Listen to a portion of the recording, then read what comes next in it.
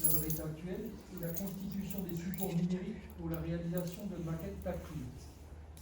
Voilà, donc vous êtes intervenu au sein du laboratoire ICUB, aussi l'INSA, toujours dans le cadre du dispositif Interreg.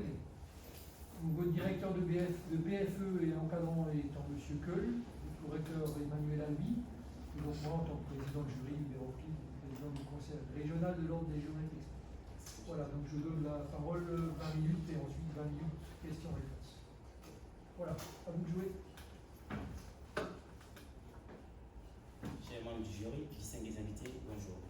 C'est un privilège pour moi aujourd'hui de vous présenter mon sujet de PFE, dont le thème porte sur la création des maquettes numériques des châteaux allemands, du Landeck, Mandenburg et Trifest dans leur état actuel, de constitution des supports numériques pour la réalisation de la maquette tactile. Ce projet s'inscrit dans le cadre du projet Château Renan, cofinancé par Interreg. Et les programmes Interreg, ce sont des programmes de coopération territoriale entre la France, l'Allemagne et la Suisse. Il y a 5 grands thèmes qui sont abordés dans le programme Interreg. Nous avons la recherche et l'innovation, nous avons l'environnement et le climat, la mobilité urbaine et rurale, la cohésion sociale et culturelle et touristique, et la politique de gouvernance entre les différents États. Le thème qui nous intéresse dans le cadre de notre projet est la cohésion sociale et culturelle, vu que l'objectif de notre travail est la préservation et la valorisation des patrimoines culturels, notamment les châteaux Renan. Nous allons procéder comme suit. Dans un premier temps, nous allons parler d'une introduction générale qui retrace un peu le contexte historique des différents châteaux, de l'état de l'art, de la méthodologie que nous avons utilisée, les résultats obtenus ainsi que les discussions et une conclusion. La modélisation 3D de nos jours est devenue un élément transversal pour différents domaines scientifiques, notamment la topographie, l'archéologie et bien d'autres. La préservation et la valorisation des patrimoines culturels sont au cœur de cette révolution. Des enjeux essentiels pour la communauté européenne exprimés par des programmes comme Interreg. Les objectifs de notre travail sont dans un premier temps de la réalisation des maquettes 3D des 3 châteaux allemands, Landeck, Trifest et Mandenburg, mais aussi de développer une méthode visant à rendre la maquette tactile accessible aux personnes malvoyantes et aveugles. Pour ce qui est du château, du contexte historique de ces différents châteaux, le château de Landeck domine l'ancienne abbaye de Klingens-Monster, un établissement très ancien, dont la protection avait suscité la construction de ce château vers 1200. Le château de Trifest, au Moyen-Âge, le château de Trifest protégeait les terres autour de l'Empire, les terres d'Empire autour de la ville d'Alwiner. C'est dans ce château que les rois et empereurs germaniques firent garder les joyaux de la couronne au XIIe et XIIIe siècle, étant donné que seule la construction de ce château légitimait l'autorité impériale. On avait coutume de dire qu'au Moyen-Âge, que celui qui avait Trifest avait l'Empire. Et le château Mandenburg, c'est l'un des plus grands châteaux de la forêt de Palatinat. Il a probablement été construit au XIe siècle. Ce qui est de l'état de l'art. La première partie de notre travail s'est intéressée à effectuer l'état de l'art, ce qui nous a permis d'avoir une première chaîne de traitement. On a constaté d'abord à l'INSA que plusieurs étudiants se sont intéressés à la modélisation 3D des différents châteaux, mais peu ont porté leur attention sur tout ce qui est lié à la maquette tactile. Du coup, ça nous a permis, dans un premier temps, d'avoir une première chaîne de traitement, qui commence de la phase d'acquisition, de la création du MNT jusqu'à la modélisation 3D de l'état actuel. Faire une chaîne de bibliographie nous a donné plusieurs avantages. On a pu gagner plus de temps. On s'est inspiré aussi de la méthodologie des autres, mais aussi faire le benchmarking et ainsi créer des liens qu'on appelle le réseautage. La deuxième partie de notre travail va s'intéresser à la maquette tactile. Pour cela, on a fait une bibliographie sur cette partie. Et nous avons l'image qui se présente, c'est l'image de la maquette tactile imprimée en 3D, de la cathédrale Notre-Dame de Strasbourg, qui se trouve juste à côté de son modèle, et qui a été fait par le maquettiste et sculpteur allemand Edgevert Brocken, et qui a été inauguré par l'ancien maire de Strasbourg, Roman Röhl. Juste à côté de cette maquette, en faisant un petit zoom, on voit les écritures en braille qui retracent un peu les textes qui sont mentionnés sur la maquette. C'est une manière aussi de donner la possibilité aux personnes malvoyantes et aveugles d'accéder aussi à la culture. Nous avons utilisé 2 méthodes d'acquisition pour le trait. La méthode par données photogrammétriques et la méthode lasergrammétrique. La méthode photogrammétrique a été utilisée par l'entreprise allemande AeroDCS. Une campagne aérienne a été effectuée par drone. Il y a eu plus de 2000 photos pour chaque château, 600 photos de façon verticale et les autres photos de façon oblique. Et l'appareil qui a été utilisé est l'appareil matrice série 300 RTK. On a constaté dans le nuage de points qu'il y avait des données manquantes, principalement au niveau des ouvertures. On a décidé de repartir sur le terrain pour recueillir les données de la sagrammétrique, où on a fait des stationnements avec le scanner FAO X330. Et on a utilisé le TRIA pour prendre les coordonnées de nos différents points et de nos différents sites. Mais aussi, on a utilisé le Dreamboard Array pour comparer nos données sur les différents sites avec les données obtenues avec TRIA. Une fois que nous avons eu des données, les coordonnées de nos points sur le terrain, on est passé au traitement de nos différentes numérisations sur le logiciel Pharocène. Le logiciel Pharocène contient deux outils qui nous permettent de vérifier nos résultats. On a l'outil Scan Manager qui est un outil de gestionnaire d'analyse qui permet de nous donner les écarts de distance se trouvant entre les différentes numérisations. Ici, on a eu comme erreur moyenne de 2,36 mm, sachant que de base, on s'est fixé comme tolérance 2 à 3 cm en planimétrie et 5 cm en altimétrie, on se retrouve largement dans la tolérance, avec 2,36 mm. On a obtenu avec nos partenaires allemands aussi des données LIDAR qui nous ont permis de classifier les données au sol. On a pu classifier les points au sol et on a généré ce qu'on appelle le nuage de points. Et un échantillon a été effectué à 1 mètre afin de diminuer ce point pour que nous puissions avoir le MNT autour de nos différents châteaux. Ça a été fait pour tous les châteaux. Ça, c'est pour le château landais. Pour ce qui est de la modélisation de l'état actuel, on a constaté dans un premier temps que les données que les Allemands nous ont fournies, les partenaires allemands nous ont fournies, les données sur le château landais, toutes les positions de drone en altitude étaient incorrectes en altitude. Donc, il a fallu créer un script Python permettant de corriger les attitudes de ces données drones qui étaient de 1,80 m. Ce script a été fait. Vu qu'on ne pouvait pas faire manuellement pour chaque photo, on avait plus de 3000 photos pour certains châteaux. Du coup, le script a été fait et intégré dans MetaShape. Automatiquement, il ajoute les 1,80 m de la hauteur de la station de la base RDA. Pour ce qui est, on a pu mettre en place dans un premier temps une chaîne de traitement pratique qui commence de l'acquisition des données sur le terrain, du traitement du nuage de points, de la correction du maillage, de l'ajout du braille sur les différents modèles, mais aussi de l'impression 3D des différentes maquettes.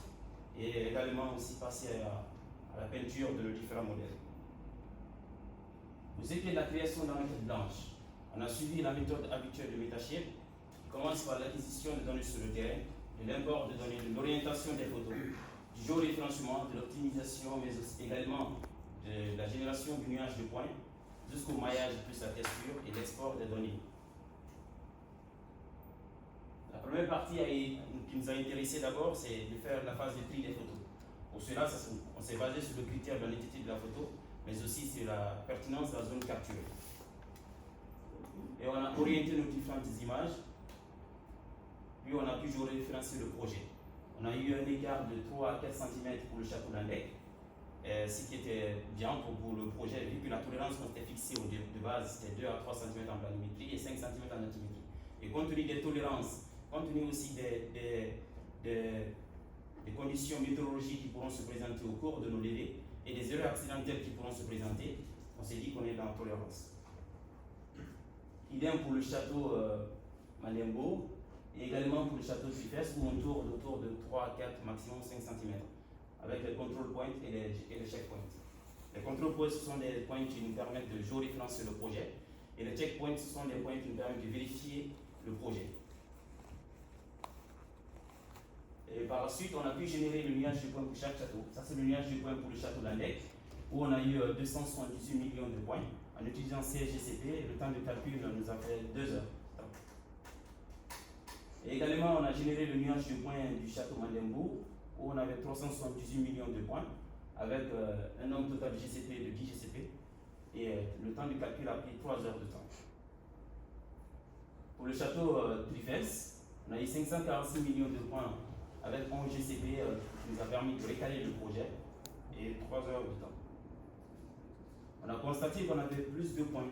On avait plus de points. Du coup, la méthode qui nous est venue en tête, c'était de réchantillonner nos différents nuages de points. Pour cela, on a utilisé la méthodologie de classification de nos données. Du coup, on a classifié chaque partie de nos châteaux, le sol à part, les murs à part et la tour à part. Et on a échantillonné les données en fonction du niveau de détail que nous souhaitons obtenir pour chaque partie. Par exemple, le sol, on a échantillonné à 1 mètre, la tour, on a échantillonné la tour à 1 cm, vu qu'on voulait forcément garder tous ces détails sur la tour. Et les murs également, on a échantillonné à 1 mètre, on voulait garder les détails sur les murs. Et ceci nous a permis d'importer le nuage de points nettoyé dans Metachape, et on a généré le maillage ainsi que les données LIDAR qui se trouvent autour du château qui donnent un peu le relief du château. Ça a été fait pour le château Vandenbourg également, où on a le relief qui se trouve autour du modèle Maé, et également pour le château Trifels. La partie la plus importante de ce travail est le nettoyage du modèle Maé. C'est parce que nous allons imprimer le modèle à la fin. Pour cela, il faudra que le modèle soit prêt pour l'impression. Et il faut débarrasser le modèle de tout ce qui est lié au bruit, des artefacts ou des erreurs de topologie qui vont se présenter sur le modèle. Et on a utilisé le logiciel 3D Reshaper qui contient des outils permettant d'éliminer les bruits sur le modèle. Ici, l'outil explosion de triangles permet de répertorier tous les triangles isolés se retrouvant dans notre modèle, dont on a la possibilité de les enlever dans le modèle, parce qu'il faut avoir un modèle un peu propre pour l'impression. On a un autre outil qu'on appelle la vérification de l'intégrité qui permet de vérifier la topologie du modèle et qui nous indique les zones où il y a les erreurs de topologie. Et nous avons la possibilité de segmenter ces zones, mais aussi de remplir les trous ou de les corriger autrement. Dans la même optique du nettoyage du modèle, on a constaté sur nos images, sur nos modèles, qu'il y avait des irrégularités de surface dans cette partie. Il a été décidé de les lisser pour que nous puissions avoir un modèle propre pour l'impression.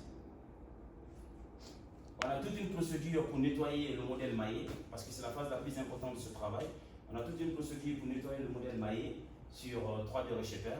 Les fiches étant données et les vidéos ont été faites qui vont servir d'autres étudiants, de s'en servir pour qu'ils soient à l'aise avec le logiciel 3D Reshaper. Dans la même optique du nettoyage du modèle, on a utilisé une opération sur Blender qui est l'opération booléenne de type différence, où on a réparé la géométrie de nos différentes ouvertures, les fenêtres et les portes. On a constaté qu'il y avait des bruits au niveau des ouvertures comme des fenêtres, comme le voit l'exemple ici. On a fait un cube de la taille de la fenêtre où on a utilisé l'opération booléenne de type différence, ce qui donne le résultat à droite. Ça a été fait pour tous les châteaux. Pour le château Trifels également. Et nous avons obtenu ce résultat où le modèle était propre pour l'impression 3D, qui donne ceci.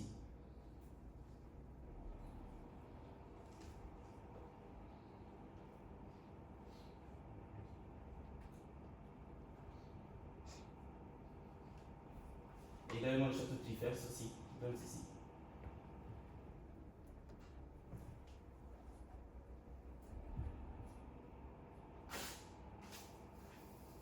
Et le château Vandenbourg également.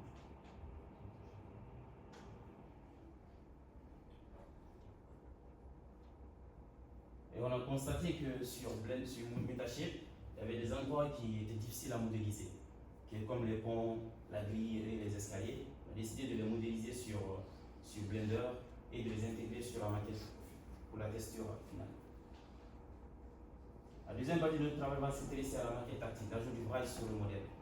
Le braille, ce sont les écritures des points en relief utilisés par les aveugles, qui a été mis en place par Louis Braille le français et qui a été reconnu en 2005 par l'UNESCO comme un langage vital de communication aussi légitime que toutes les autres langues des aveugles.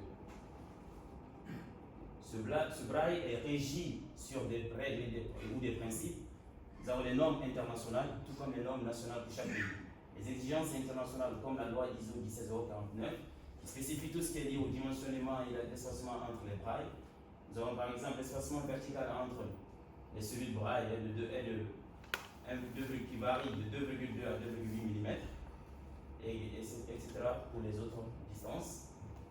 Aussi lié au dimensionnement et à la forme du braille. Le diamètre du braille ne doit pas dépasser 1 à 1,7 mm, ainsi que la hauteur ne doit pas dépasser 0,3 à 0,7 mm. Et en France, l'association qui aide les personnes présentant des déficiences visuelles en France est l'association Valentin Roux, qui a été créée en 1899. Et toutes ces normes qu'on applique sur le braille se trouvent sur le site de l'Association française de normalisation. La partie qui nous intéresse le plus souvent, c'est les tailles des caractères en braille en France. Tout ce qui est lié au dimensionnement des souliers en braille, 0,9 mm.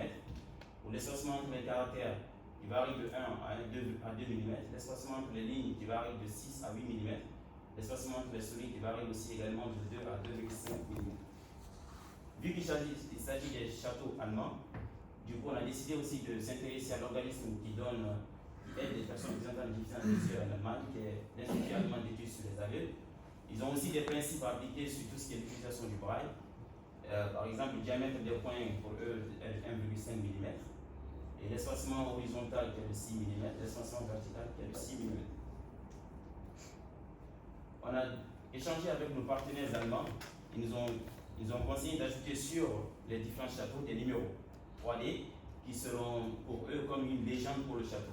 Vu que l'impression finale en bronze sera effectuée par les Allemands, du coup on a utilisé le logiciel Blender pour faire des numéros 3D et les intégrer sur la maquette et les fusionner aussi avec la maquette.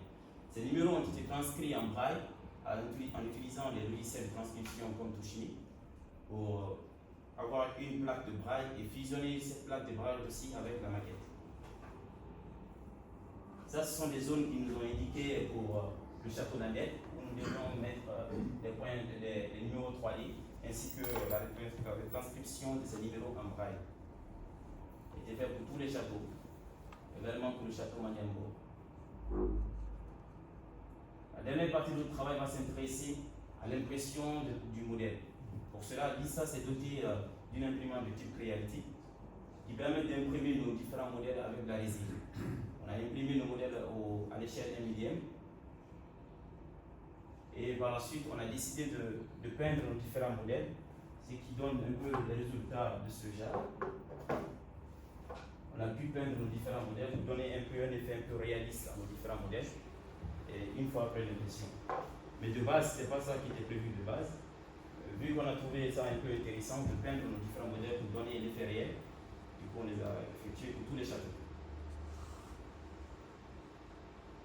On a également le château Nandek et également le château Cliffes.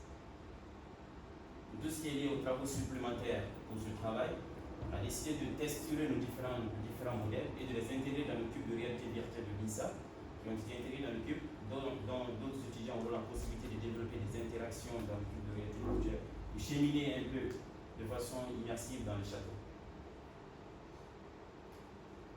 Ce cube qui se présente, qui est un espace de 9 mètres carrés, qui contient 5 écrans et 4 caméras, qui permet d'immerger tout un groupe de gens dans un monde virtuel. Pour conclure, nous pouvons rappeler que ce travail nous a permis à réaliser non seulement la maquette 3D des différents châteaux, mais aussi de développer une méthode pour rendre la maquette aussi tactile et accessible aux personnes malvoyantes. Et pour rappel, ce PFE nous a permis d'explorer les multiples facettes de la modélisation, la création des modèles maillés de ces différents châteaux, l'utilisation des différents logiciels, notamment Blender, 3D Reshaper, Metashape, Imbarua, Compa, etc. L'inscription des écritures en braille sur les différentes maquettes, mais aussi la finalité qui est l'impression 3D des différentes maquettes. Comme perspective, faire valider les maquettes par l'association des ADL Châteaux. Les premières confrontations déjà étaient corrigées et validées par cette association. Et il faudra adapter les écritures aux échelles de réalisation des maquettes physiques, mais également aussi travailler les textures pour les homogénéiser avec d'autres châteaux en vue de la documentation dans un film. Merci pour votre aimable attention.